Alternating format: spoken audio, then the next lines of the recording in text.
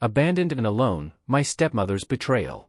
Hi Reddit, I'm not sure where to start, but I need to get this off my chest. My name is Ethan, and I'm 15 years old. My world fell apart recently, and I don't know what to do. A bit of background: my mom died when I was 5, so it's been just me and my dad for as long as I can remember. My dad was my hero, always there for me, and we had a really close relationship.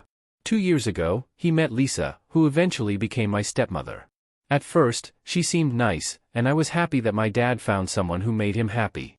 But things changed after they got married. Lisa started to show her true colors.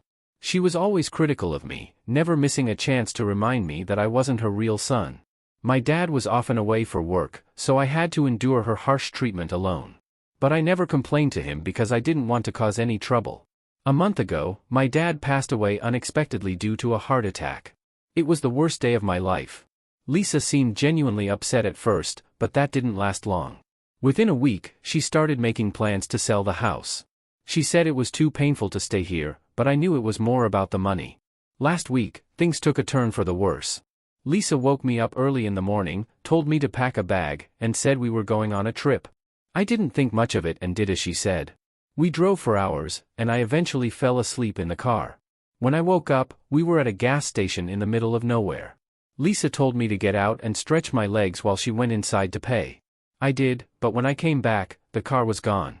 She had taken off with all my stuff, leaving me stranded with nothing but the clothes on my back and a few dollars in my pocket. I was in shock. I had no idea what to do. I wandered around the gas station, hoping she would come back, but she never did. Eventually, I went inside and asked the clerk for help. He let me use the phone, and I called the only other person I could think of, my best friend, Jake. Jake's family took me in for the night, but I can't stay here forever. I feel like a burden, and I don't want to impose on them. I'm scared, lost, and have no idea what to do next. How can I find a way to survive and move forward? Any advice would be greatly appreciated. Update 1. Hi Reddit, it's Ethan again. First, I want to thank everyone for the outpouring of support and advice. I never expected so many people to care about my situation, and it means the world to me. Here's what's happened since my last post. Jake's parents, Mr. and Mrs. Thompson, have been incredibly kind to me. They've let me stay at their house for the past few days while we figure out what to do next. Mrs. Thompson called Child Protective Services, CPS, to report what happened, and they've started an investigation. The CPS caseworker, Ms. Ramirez, came to talk to me. She was very understanding and made me feel safe.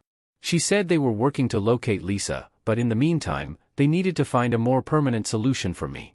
Staying with Jake's family isn't an option long term, as they don't have the resources to take in another child permanently.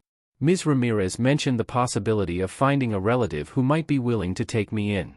The only family I have left is my mom's sister, Aunt Karen.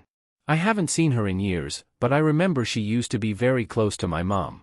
We lost touch after my mom died, and I don't even know if she still lives in the same place. Ms. Ramirez managed to track down Aunt Karen's contact information and reached out to her.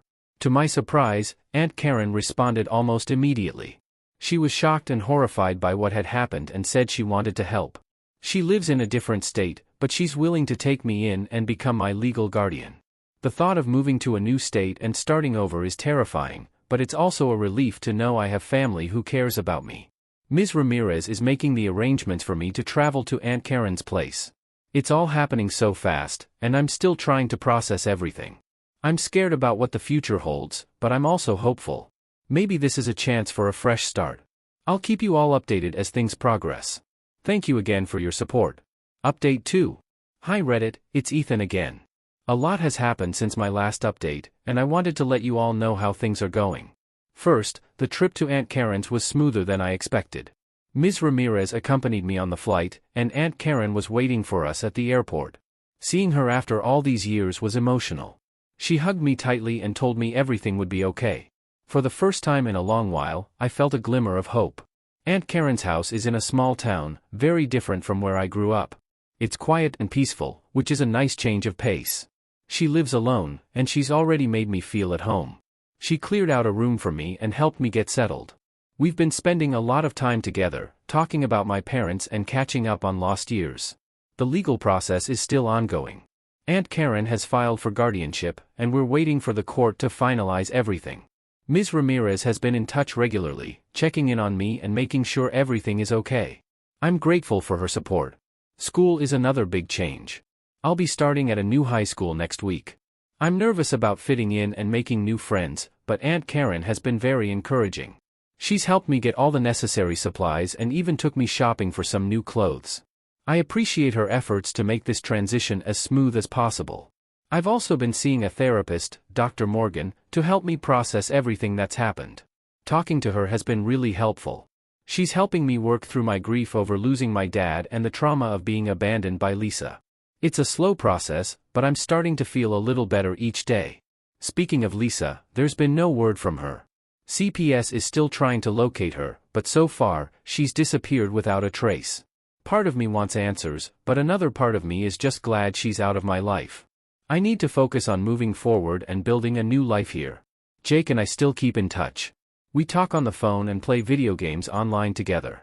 He's been a great friend through all of this, and I'm grateful for his support. I hope we can visit each other sometime soon. Thank you all for your kind messages and advice. Knowing there are people out there who care about my well-being has been incredibly comforting. I'll keep you updated as things progress. For now, I'm taking things one day at a time and trying to stay positive. Update 3. Hi Reddit, it's Ethan. I wanted to give you another update on my situation. It's been a few months since I moved in with Aunt Karen, and a lot has happened. First, the legal guardianship was approved. Aunt Karen is now officially my guardian, which is a huge relief. Having a stable home and someone who genuinely cares about me has made a world of difference. Aunt Karen has been amazing, and I'm so grateful to have her in my life. School has been a mixed experience. At first, I struggled to fit in. Being the new kid is never easy, and I missed my old friends. But slowly, things have started to improve. I've made a few friends, and I'm doing well in my classes. I even joined the school's soccer team, which has helped me feel more connected and part of the community. Therapy with Dr. Morgan has continued to be a big help. We've been working through a lot of my feelings about my dad's death and Lisa's betrayal. It's been hard, but I'm starting to feel more at peace. Dr. Morgan has given me tools to cope with my anxiety and sadness, and I'm learning to accept what happened and focus on my future. As for Lisa, there's been a major development. CPS managed to track her down. She was found living in another state under a different name. It turns out she had a history of deceit and manipulation that none of us knew about. She's been arrested for abandoning me and for other charges related to her fraudulent activities. Hearing this news brought a mix of emotions. I felt a sense of justice, knowing she couldn't get away with what she did. But it also reopened old wounds. I had to talk through these feelings with Dr. Morgan, and she helped me process the anger and betrayal.